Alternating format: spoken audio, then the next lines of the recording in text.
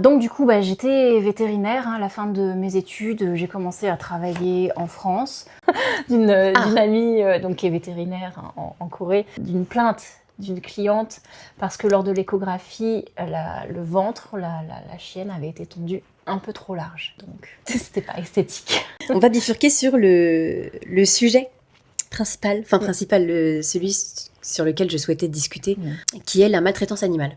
Et à chaque fois, en plus, c'est pas des longues chaînes. Par contre, tu vois, t'as pas de parc à chiens. Des endroits en plein air où ils lâchent les chiens courir, même aller se balader en montagne. Il y a des parcs à chiens. J'ai une amie qui a 2 chiens. Okay. Alors, pour le coup, considérés comme des grands chiens en Corée. C'est des chiens qui doivent faire une vingtaine de kilos. Donc, chiens moyens, on va dire, en France. Mais grands chiens en Corée.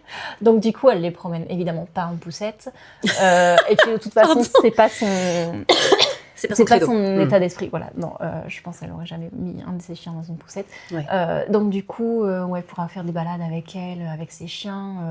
Il y a des endroits où il y a des parcs, ça ressemble vraiment, je veux dire, comme un grand terrain de tennis. Tu sais, c'est clôturé, c'est fermé comme Après, ça. C'est bien. Tu me dirais, il n'y a pas de fuite. Voilà, les gens, non, les chiens peuvent pas sortir et souvent les propriétaires sont avec, donc il y a des bancs, les propriétaires sont sur les bancs. Peuvent discuter entre eux, les chiens jouent entre eux. Alors après, voilà, tout dépend aussi du chien. C'est comme les chiens ont leur tête aussi, donc du coup, il y en a, ça peut se bagarrer un peu, enfin du moins ça peut monter un peu, grogner. Donc normalement, les propriétaires, s'ils sont bien attentifs à leurs chiens, font en sorte qu'il n'y ait pas de bagarre. Mais voilà, c'est des endroits où les chiens peuvent socialiser. Je trouve ça cool, en vrai, qu'il y en ait. J'en ai pas vu beaucoup. J'ai dû en voir un, même pas. Mais il était vide. Mais tu vois, c'est pareil. Il n'y en a pas dans tous les parcs. Ça, c'est compliqué. Enfin, je trouve ça dommage parce que des parcs, il y en a. En tout cas, je parle de Séoul, il y en a quand même beaucoup. À Gyeonggi, il y a encore plus d'espace. Mais tu vois, il y a aussi cette chose de... Les chiens ne sont jamais lâchés. Ils sont tout le temps tenus en laisse. Il n'y a pas de... Et c'est pareil. D'un côté, je me dis, c'est mieux qu'il n'y ait pas de grands chiens. Oui. Parce qu'au moins, il n'y a pas ces besoins de dépenses, etc. Bien qu'il y en ait. Il y a des Doberman, il y a des Labradors, même s'ils font peur aux Coréens, sachez-le. Les Labradors sont terrifiants pour eux. Soit, je comprends. Mais ouais, non, c'est... Enfin, tu vois, c'est plein d'aspects comme ça. Et pareil, là-bas, en marchant, tu vois, dans la rue, tu as une boutique d'achat de chiens. Ok. Il n'y a pas de chiens, il n'y a que des chiots. Oui, que des chiots. Et quand je dis des chiots, moi, la dernière fois, ça me fait mal au cœur parce que, déjà, les nôtres sont pas très éthiques, entre guillemets. Parfois, il fait chaud, etc. Enfin, voilà, on connaît les conditions en France. Mais les chiots sont généralement tout le temps ensemble, à minimum 2. Oui. Ici, ils sont tout seuls. Ils sont un par un et ils sont tout seuls. Et c'est des mini-chiens. Et la dernière fois, je passais et mon copain, très coréen, tu vois, il s'arrête. Et c'est trop mignon! Et je lui dis, non, c'est pas mignon, c'est triste. Non, tu sais pas, la grande aigrie. Vraiment. Et je lui dis, mais regarde la taille de celui-là. Alors même si ce sont des petits chiens, on arrive à reconnaître un peu les âges, entre guillemets, tu vois. Crois-moi, ça dépassait pas 1 mois et demi. Et ça, j'en ai vu effectivement, et quand on voit l'âge, ils font 1 mois et demi. C'est ça. Moi, ça me. Enfin, déjà, ils enlèvent de la merde, donc t'es pas sevré, donc t'as des problèmes trauma derrière qui vont pas être réglés au niveau éducation, hygiène, et même. J'allais dire psy, mais je suis pas spécialisée sur le sujet. Oui, mais on peut en parler si tu veux.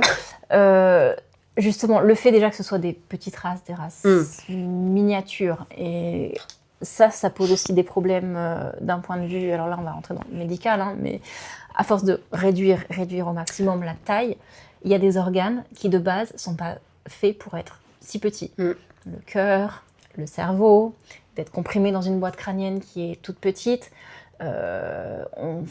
Alors, je me disais aussi, on se faisait la réflexion avec une amie qui est vétérinaire et française, qui a séjourné en Corée aussi. On se demandait pourquoi ces chiens sont si calmes. Et en fait, on s'est dit peut-être qu'à force de les miniaturiser, d'être un cerveau coincé dans une boîte crânienne, ils font des chiens un peu stupides, on va dire. Et donc, qui vont être un peu comme s'ils étaient sous drogue constamment, parce que je pense qu'ils n'ont pas tous les neurones connectés, quoi. Et que la miniaturisation, on sait que ça joue beaucoup sur il y a des problèmes au niveau des races type Chihuahua, Spitz, des frontanelles qui ne se ferment pas. Normalement, c'est assez connu ces races-là, même en France. Mais effectivement, plus la race est, plus le chien est miniaturisé, plus la frontanelle. Et non, parce que si ça se ferme, le cerveau est complètement, je veux dire, comprimé. Et voilà, donc c'est vraiment, ça se ferme pas parce que, il y a un moment donné, il y a une pression de la part du cerveau qui doit aussi grandir, qui doit aussi faire sa place et qui ne peut plus être miniaturisé sans qu'il y ait des lésions sur des conséquences. Du coup, voilà. Donc les cœurs, donc petit chien, problème cardiaque, petit chien avec des problèmes donc neuro, c'est des chiens qui vont peut-être faire des crises convulsives dans leur vie, possiblement. Des problèmes foie aussi, puisque le foie quand même prend un certain espace dans l'organisme. Donc des petits chiens qui vont avoir des soucis de développement au niveau du foie, notamment au niveau des vaisseaux sanguins qui vont pas bien se faire. Donc du coup, des chiens qui vont s'auto-intoxiquer, c'est des choses qu'on voit aussi chez les petites races. Mais du coup, ça réduit quand même leur espérance de vie aussi. Ouais, ça peut réduire leur espérance de vie et voilà, ça fait des chiens qui vont avoir beaucoup de pathologies dans leur vie. Donc, il y a ce côté qui est aussi pas forcément éthique. Je sais qu'en France, en Europe, maintenant, il y a récemment des lois qui passent pour justement limiter l'élevage des chiens qui sont hyper typés. Type donc les chiens brachycéphales. Donc Carlin, les bulldogs, les carlins, les cavaliers King Charles, parce qu'en plus d'être brachycéphales, ils ont des soucis cardiaques. C'est 99,9% des cavaliers King Charles qui, à partir de l'âge de 9 ans, vont avoir une maladie cardiaque. Oh la vache! Quand on adopte faut le savoir. Voilà, quand on prend un cavalier King Charles, il finira avec une maladie de sa vie, avec une maladie cardiaque. Donc ces races-là sont... il y a un projet qui vise, avec toutes les races hypertypées, à limiter leur élevage. C'est bien, c'est une bonne avancée, je trouve. C'est une bonne avancée, ouais, je trouve. Donc après, limite, c'est pas qu'ils vont complètement interdire, on ne pourra plus avoir un cavalier King Charles, on ne pourra plus avoir, mais limiter les hypertypes, en fait. Ouais. Voilà. Donc même les bergers allemands aussi font partie, quand on voit que les bergers allemands, à la fin, ils ont un dos... C'est monstrueux. C'est une pente, ils peuvent plus te tenir debout, ils ont les dysplasies au niveau des hanches. Ça aussi, les hypertypes comme ça, ça va prendre du temps, j'imagine, de contrôler tous les élevages. Il y aura forcément des choses qui vont se faire discrètement. De toute façon, déjà actuellement, tous les clandestins qu'il y a tous les animaux qui viennent de Roumanie. Après, même si on limite en France, en Europe, il y aura toujours le moyen de faire venir un chien d'ailleurs. C'est sûr. Je sais pas si tu as entendu, j'étais tombée là-dessus, pareil, sur un compte Insta, il n'y en a pas qu'un, il y en a plus, mais de chiens de luxe qui viennent de Corée et qui sont envoyés de Corée, donc des Poméranian, t'as du Shih Tzu, mais surtout du Poméranian. Ouais, mais c'est vraiment un chien de luxe qu'on envoie par avion, mais en cargo, à des prix exorbitants qu'on envoie en France, etc. C'est pas comme si en plus des Poméranian, qui sont des Spitz nains, on les trouve en France. On les trouve en France. Il y a des très bons éleveurs aussi. Donc, il n'y a pas de raison, effectivement. Et puis, on est sûr de leurs conditions d'élevage pour la plupart en France. Et ici, vous saurez jamais. Et puis, comme tu dis, quand on voit le nombre d'animaleries, pas des animaleries, c'est parce que c'est vraiment juste des boutiques où ils vendent les chiens. Il n'y a même pas de vente de croquettes, il n'y a même pas de vente d'accessoires, c'est vraiment juste des boutiques pour vendre des chiens. Donc, combien de fois je passe devant et je me dis, mais j'ai envie de sauver ces bébés, tu vois. Mais je me dis, en acheter un, c'est contribuer au business. Et je peux pas me permettre de faire ça. Tu vois, éthiquement parlant, c'est pas possible. C'est trop dur. Alors que franchement, en plus, on les voit, ils sont malheureux, ces chiens. Ils sont malheureux dans ces pauvres petites boîtes transparentes. Ok. Ils se voient tous entre eux, mais il n'y a pas de contact. Ils les sortent quasiment pas, du coup, des boîtes. Et tu vois, ça, c'est une chose que j'ai beaucoup entendue et ça n'a jamais été démystifié. Le fait qu'après 1 an, si pas vendus, ils sont euthanasiés. Parce qu'en fait, personne n'en veut. Oui, alors je ne peux pas me prononcer là-dessus parce que, comme tu dis, c'est quelque chose qui n'a jamais été démystifié. Ça m'étonnerait pas. Moi, ça m'étonnerait pas du tout. C'est ça qui est horrible. Et c'est ça le problème. Voilà. On n'accuse personne. on n'accuse pas, mais c'est effectivement quelque chose qui pourrait arriver. Il pourrait finir aussi dans des associations, des refuges. Malheureusement, pour en avoir fait, c'est des grands chiens qu'ils ont, donc c'est pas ces petits chiens-là. Donc je ne sais pas effectivement ce qu'ils deviennent, ces petits chiens-là. Et pour beaucoup, je ne les ai pas vus en refuge, je ne les ai pas vus en association. Et pour beaucoup d'assauts, alors attention, pas d'assauts, mais de refuges, ce sont des refuges fin de vie. Enfin, pas de fin de vie, comme on dit, tu sais qui euthanasie. Il y en a énormément. En fait, tu vois, je suis sur un groupe Facebook sur Rescue in Korea. Ouais. Et le nombre de chats en euthanasie, de chiens en euthanasie, parce qu'en fait, ça fait trop longtemps qu'ils sont là, qu'il n'y a personne pour les adopter, qu'ils ont des pathologies parce que les Coréens veulent du mignon. Ils veulent du mignon, ils veulent de l'esthétique, etc. Ça, c'est quelque chose aussi que j'ai un peu de mal. Mais j'ai l'impression que ça tend à changer, et ça, c'est cool. Et en fait, du coup, même s'il y a une rescue à faire, même s'il y a un sauvetage, si l'animal n'est pas mignon, ça ne sera pas sauvé, tu vois. Et ça, c'est quand même... C'est pour ça qu'on retrouve beaucoup de grands chiens, au final, dans ces centres-là, parce que personne ne veut un grand chien.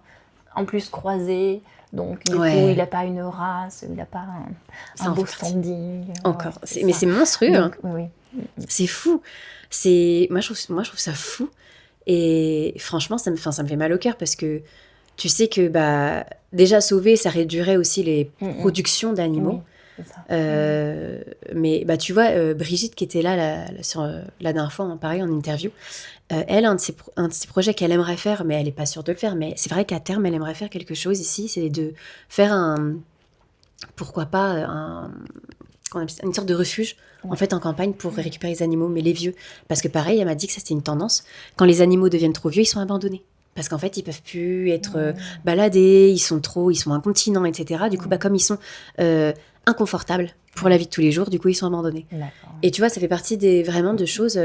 tu vois, ça fait partie des questionnements que j'ai. Est-ce que tu penses que une prise de conscience peut vraiment être faite? Est-ce que les étrangers peuvent participer à ça? Ou est-ce que, en fait, malgré tout, c'est quand même quelque chose qui est... pas un stéréotype, mais tu vois, un critère qui est trop imprégné pour l'instant? Non, je pense que ça peut vraiment changer parce que en consultation chez un vétérinaire coréen, en stage, en observation, il y a des animaux âgés dont les propriétaires veulent absolument tout faire pour un chat qui avait une tumeur mammaire, donc la propriétaire a demandé vraiment tout, comment il fallait faire pour bien faire en fait, pour gérer au mieux son chat, pour pas qu'elle souffre, et puis pour la guérir. Donc il y a vraiment des propriétaires qui sont, leurs animaux, c'est effectivement toute leur vie, et qui vont pas abandonner leur animal au moindre bobo. Mais effectivement, donc il y a une prise de conscience, je pense, et je pense aussi, avec la nouvelle génération, les personnes plus jeunes aussi prennent conscience et de ça, même si, comme je te dis, les chiens qu'on voit, on va dire, à la tâche, à l'abandon, tout ça, c'est plus dans les campagnes. J'ose espérer qu'en ville, les gens sont un peu plus, on va dire, civilisés, même si j'associe pas évidemment les campagnes à des gens, puisque je viens même de la campagne, à des personnes non civilisées. Éveillées, peut-être. Éveillées, on va dire que les transitions, elles viennent toujours de la ville. Et ensuite se diffusent aux campagnes.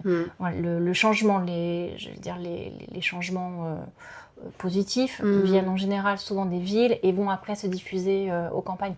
Donc je pense que oui, ici à Séoul, il va y avoir une meilleure prise en charge, une meilleure prise de conscience, et que petit à petit ça va effectivement prendre conscience. Quelque chose qu'on n'a pas parlé, mais après c'est culturel aussi, et ça je peux pas non plus me positionner, parce que c'est vraiment culturel. Il y a la consommation de viande de chien qui était autorisée jusqu'à très récemment. Elle l'est toujours. Les élevages alors ce sont les élevages qui sont interdits. Qui sont interdits. Mais ils importent. Ouais.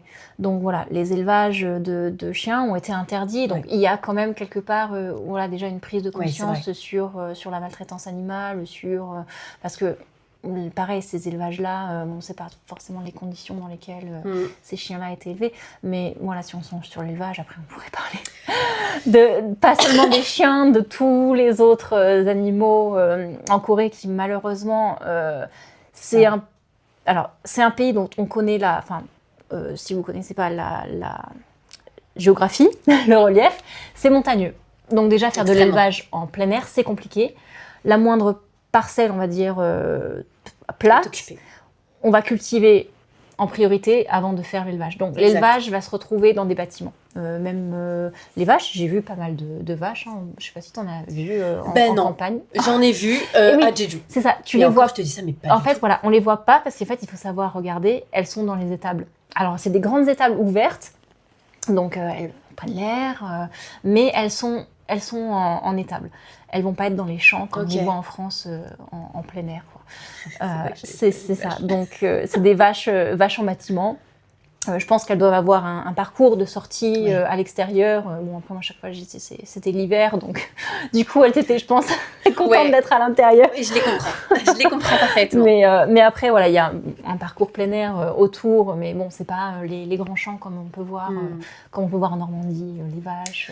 Ça. Et donc, ne parlons pas des poulets, des cochons. Là, j'ai jamais vu pour le coup. Mais bon, je veux dire, là, en France, on a aussi le problème des élevages intensifs qui sont complètement en bâtiment, que ce soit poulets bien sûr. ou cochons. Voilà. Donc, en Corée, c'est la même chose. Donc, là, voilà. Il n'y a pas de comparaison, je veux dire. Là, tout le monde est logé à la même. Et puis, les terres ne sont même pas... déjà, moi, je les trouve difficilement cultivables pour en avoir vu. Voilà. C'est une terre un peu argileuse qui est extrêmement sèche l'été parce que confession, j'ai regardé pour faire venir mon cheval. Ça demande beaucoup d'argent, c'est un autre sujet, mais je me suis demandé si ce serait pas pareil, une forme de maltraitance en fait de le faire venir dans un pays où au niveau déjà, au niveau soins vitaux, je ne sais pas où c'en est, au niveau équin ici. Équin, ils ont quand même pas mal de cliniques spécialisées équines.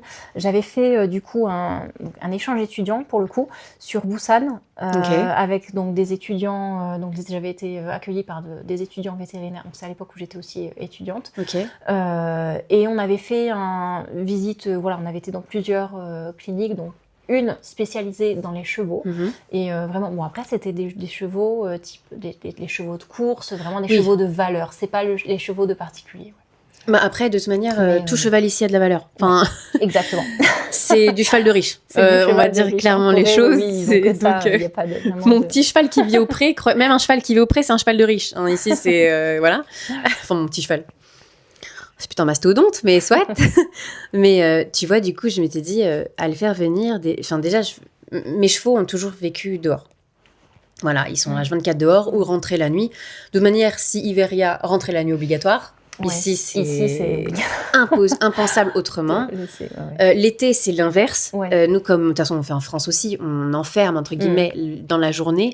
On essaie de mettre des brumisateurs, des ventilos, etc. Et on sort le soir. Et bon, ici, la problématique, c'est que le soir, ça tombe pas vraiment les températures. Mais au moins, c'est un peu plus tranquille. Avec un peu moins de monde, moins d'agitation. Et je me suis dit, pourquoi pas, tu vois, ce mode de vie. Mais en réfléchissant bien sur la Terre, etc., la terre est extrêmement dure l'été. Pas l'été, parce qu'il pleut trop. Mais tout ce qui est hiver, même printemps, en fait, c'est dès qu'il manque un peu d'eau, c'est du béton. C'est ça. C'est du béton. Et ça crevasse partout. De toute façon, on le voit, l'hiver, c'est tout jaune, il n'y a pas une herbe qui pousse. C'est fou, quoi. Pas du tout. Et la terre, toute la terre est comme ça. Il y a pas... Alors, Jeju, n'en parlons pas. Je veux dire, et encore, je pense que Jeju a beaucoup plus d'eau. Peut-être plus, Donc, c'est d'ailleurs pour ça qu'il y a plus de chevaux. Mais d'ailleurs, de ce que j'ai compris, c'est un type particulier de chevaux qui a été importé de Mongolie à une période, parce que Jeju était mongole, etc. Mais voilà, je pense que pour les chevaux endémiques, c'est très bien. Pour les chevaux qui ne sont pas asiatiques, il y a des Européens, parce que les chevaux propriétaires ici sont tous importés. Il faut savoir, ils viennent tous des Pays-Bas pour la plupart, d'Allemagne, de France. Voilà, c'est des chevaux de sport qui sont quand même habitués de base à... Enfin, je veux dire, Pays-Bas, France, Allemagne, on est quand même très vert. On a la Normandie, on a, enfin, je veux dire, tout est à peu près comme ça là-bas. Mais je sais pas si les amener ici fait partie, tu vois, des des meilleurs traitements. Enfin, de toute manière, moi, c'est sûr que s'il vient... Enfin, s'il vient. Il faudrait que je gagne le loto pour être très honnête. D'ailleurs, si je gagne le loto, vous aurez tout de suite le signe. Hein. Vous le verrez tous. Mais voilà, c'est un peu compliqué, entre guillemets. La plupart du temps, ils sont tous enfermés. Mais bref, arrêtons de parler de mon cheval. Voilà. On va essayer de clore parce qu'on est bientôt sur la fin. Est-ce que tu penses, toi, t'établir définitivement en Corée ? Oui, donc si je suis venue avec un visa PVT, je suis désormais avec un visa mariage. Donc du coup, j'ai maintenant désormais une vie en Corée établie et des projets du coup de carrière, hein, donc avec l'équivalence de diplôme. Donc ouais, plutôt. Est-ce que tu te reverrais retourner à une vie française, ou en tout cas ce que tu avais en France, ou autre part dans un pays, mais avec le même rythme que tu avais en France ? Ou est-ce que ta vie en Corée te manquerait trop ? Je pense que la vie en Corée me manquerait trop. Ouais.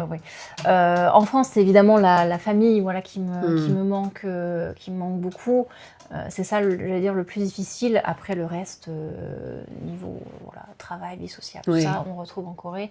Et puis, après, on a la chance maintenant d'avoir les téléphones, les appels en visio. C'est plus simple de garder contact. Les contacts avec la famille, même les amis qui sont en France. C'est vrai. Même des amis assez proches en France et qui arrivent à venir en Corée ou quand moi je les vois quand je vais en France. Donc voilà. Mais en dehors de ces voyages, de ces visites ponctuelles, moi c'est vraiment la Corée qui... Ouais. C'est la Corée. C'est la Corée. Et est-ce que tu aurais une anecdote très rapide à nous raconter depuis que tu es arrivée ici ? Alors, pour rester dans le thème des animaux, quand je suis arrivée en Corée, j'avais d'abord loué un Airbnb donc avec mon amie française vétérinaire aussi. On était en colocation. Elle a fait aussi son PVT pendant 1 an avant elle a rentré en France. Et donc on était colocataires, un Airbnb avec un petit balcon. Je tenais au petit balcon pour mon chat. Du coup, je suis venue aussi avec mon chat. Et donc un matin, avant d'aller en cours, je rentre mon linge qui était en train de sécher sur le balcon et le petit filou il est passé. Oh, excuse-moi Miné. Et il est sorti sans que je m'en rende compte et donc on était au 2e étage, ce qui est un premier d'ici. Un premier en France, un 2e ici. En Corée. Et le muret de la résidence voisine qui donnait un peu en dessous du balcon. Donc il a sauté sur le muret, il est passé dans le jardin des voisins. Je rentre le soir des cours, pas de chat. Enfin, j'avais quand même appelé ma coloc parce que j'avais, je sais pas, un mauvais pressentiment dans le métro, sur le chemin, en allant à l'université. Je me suis dit, où est mon chat ? Et donc, j'ai envoyé un message à ma coloc qui est rentrée elle, sur les coups de 16h, qui me dit, je vois pas ton chat. D'accord. Et moi, je finissais les cours à 18h. Donc, de 16h à 18h, j'étais là. Ok, espérons qu'il soit juste caché quelque part dans l'appartement, qu'elle ne l'a pas vu. Je rentre à 18h, je ne retrouve pas mon chat. Donc évidemment, je me dis, bon, c'est bon, il est parti, il est passé par le balcon, tout ça. Et donc du coup, on a réussi à voir les caméras de surveillance de la résidence. Ok. Où on le voit sauter, donc effectivement, sur le rebord du mur du voisin, puis dans le jardin du voisin. Et donc, et à partir de là, donc on a déclenché, on va dire. Donc l'association que tu disais, Rescue in Korea, je sais plus si c'est eux, mais ils aident aussi à faire des tracts pour. On voit souvent des avis de recherche d'animaux en Corée, et c'est eux qui aident à les faire. Donc ils m'ont aidé, ils font ça vraiment gratuitement, le design et tout ça. Donc ensuite, on a une super voisine de la résidence qui nous a aussi, qui nous a imprimé, je sais plus, 200 tracts, quelque chose comme ça. Et donc on a allé les mettre dans tout Gangnam pendant 1 semaine, tous les jours. Et donc, du coup, parce qu'à cette époque-là, notre Airbnb était dans Gangnam. Et donc, ça nous a permis de rencontrer tous les voisins des alentours qui ont été adorables. Les restaurateurs, les bars, les cafés, toutes les boutiques de Gangnam nous connaissaient et connaissaient du coup le chat, mais en photo. Et donc du coup, voilà, au bout d'1 semaine, une dame m'a appelé parce que grâce au tract, en fait, elle l'a reconnu, elle l'a vu, et mon chat a été retrouvé. Au bout de combien de temps ? 1 semaine. Ah oui, c'est ça, c'est 1 semaine. 1 semaine, elle m'a appelé, Dieu, je crois que j'ai trouvé votre chat. Oh, trop bien. Elle l'a vu, elle l'a pris en photo, elle m'a envoyé en photo, et elle est partie. Et moi, j'arrive à l'endroit où elle a pris la photo. Je vois l'endroit, mais évidemment, il n'y avait pas de chat. Le chat. Et je cherche là, mais elle est où ? Il n'y avait plus personne. Mais l'arrivée en Corée, horrible. Enfin, je veux dire... Oui, c'est ça. C'était vraiment 2 mois après mon arrivée. Oh mon Dieu. Et donc, du coup, voilà, on a cherché le chat dans les alentours. On l'a vu, il était en train de se faufiler dans le basement vers un Olebang. Oh, bonne vie, hein. Tranquille. On l'a récupéré. Il n'avait pas l'air traumatisé du tout. Il avait fait sa semaine dans Gangnam. Voilà. Et donc, il est devenu la petite célébrité. Le chat du quartier, voilà. Le chat du quartier. Bah écoute, je te remercie beaucoup. C'était super intéressant. J'espère pas avoir trop parlé parce que je vous ai dit, moi, c'est un sujet qui me tient à cœur. Mais voilà, je te remercie énormément d'avoir fait le trajet et d'être venue. Merci.